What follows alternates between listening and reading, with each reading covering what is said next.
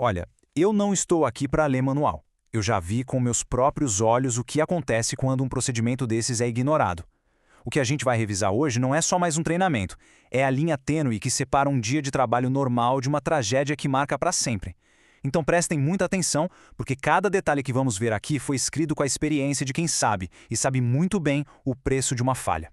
Olhem bem para essa imagem. É isso que está em jogo. De um lado, o resultado de fazer o certo, de seguir o procedimento à risca. Do outro, o preço do atalho, daquele é rapidinho, não vai dar nada. Paralisia cardíaca, amputação de membros. A gente não está falando de um susto, de um pequeno acidente. A gente está falando de consequências que mudam uma vida inteira. Essa é a realidade do nosso trabalho. Beleza, então. Essa nossa revisão obrigatória de segurança vai passar por 5 pilares. Primeiro, a gente vai encarar as consequências, o preço real da falha. Depois, vamos falar do nosso escudo protetor, a desenergização. Em seguida, a rota de fuga segura, que é o aterramento. O quarto ponto é o que eu chamo de mapa da vida, a documentação. E, por fim, a gente fecha com o protocolo final de reenergização. Vamos começar pelo mais importante, o porquê. Se a gente não entender de verdade o que está em jogo, nunca vai respeitar a cada etapa do processo. Isso aqui não são só regras no papel, pessoal. São barreiras de proteção entre a gente e o perigo real. E o perigo é este aqui. E não é pode acontecer. Isso acontece. Queimaduras gravíssimas. Explosões por arco elétrico que arremessam uma pessoa como se fosse um boneco.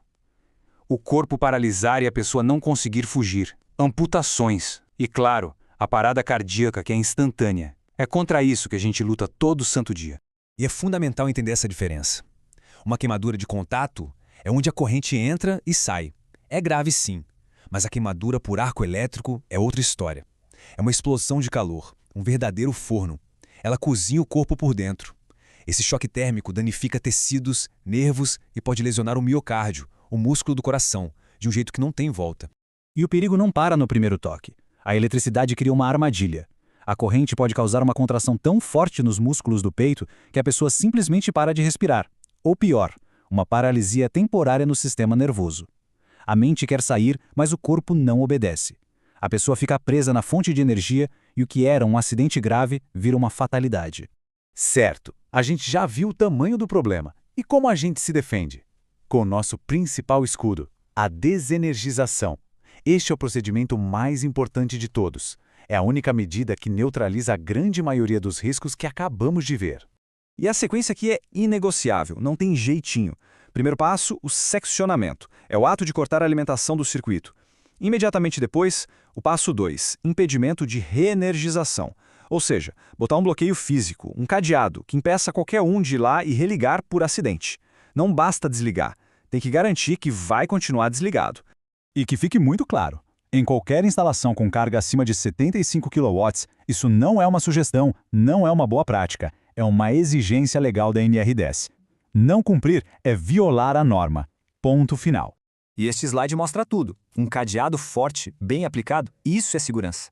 Agora, uma etiqueta de papel, um aviso que qualquer um pode arrancar, isso não é segurança, é se enganar. Usar um travamento fraco é a mesma coisa que não usar nada. É uma falha crítica, uma porta escancarada para o desastre. Vamos para a próxima camada de proteção. Mesmo com o circuito desligado e bloqueado, a gente precisa de uma pólice de seguro. E essa pólice é o aterramento temporário. Pensa nele como uma rota de fuga garantida para qualquer tensão que apareça do nada. Aqui, a palavra-chave é disciplina. Antes de encostar em qualquer coisa, tem um checklist. Primeiro, pegue seu detetor de tensão e teste numa fonte que você sabe que está ligada. Para quê? Para ter certeza que o aparelho está funcionando. Só depois que você tem certeza que ele funciona, você vai lá no circuito e constata a ausência de tensão. E somente depois dessa confirmação, você instala o aterramento temporário. E a ordem para conectar também é sagrada. Primeiro, sempre conecte o grampo do aterramento no ponto de terra, na haste. Garanta que a sua rota de fuga está pronta.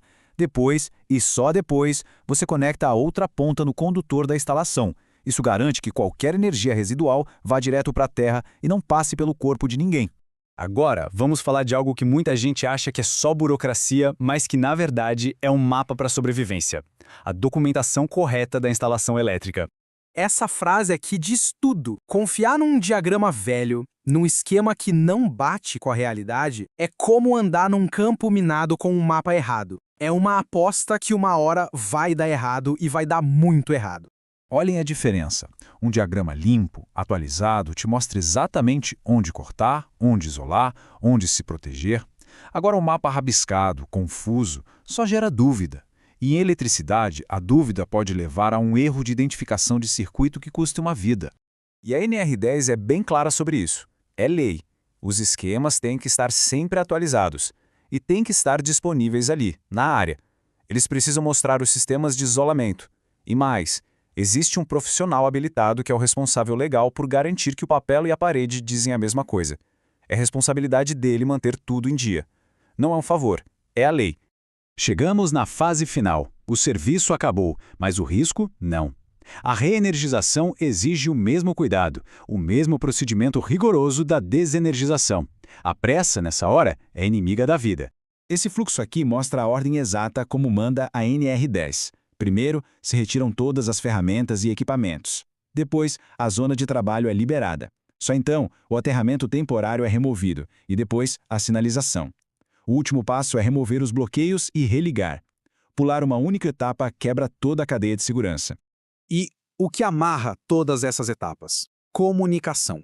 Antes de girar qualquer chave, a equipe inteira precisa estar ciente, precisa estar em sincronia. A comunicação clara, sem chance para mal-entendido, é o nosso último cadeado de segurança. Na prática, um procedimento profissional soa assim. O eletricista confirma pelo rádio. Área limpa, ferramentas removidas, aterramento retirado, travamento removido, aguardando autorização para reenergizar. E só depois da resposta clara do supervisor, ciente, autorizado a reenergizar, é que o procedimento continua. Isso é controle, é processo, é confirmação. Então, a lição final de hoje é esta. Cada passo que a gente viu aqui é obrigatório. Não tem margem para interpretação. Falhar em um deles não é um pequeno erro, é uma violação direta da NR10 e uma ameaça real à vida. Lembrem-se sempre, atalhos na nossa área não economizam tempo, eles custam vidas. Eu vou deixar essa análise com uma pergunta para todo mundo. Pensem com sinceridade sobre o local de trabalho de vocês. Aquele esquema unifilar, aquele prontuário, ele reflete a realidade de hoje? Está atualizado e fácil de acessar? Porque a segurança de toda a equipe depende da resposta a essa pergunta. Verifiquem, a vida de todos depende disso.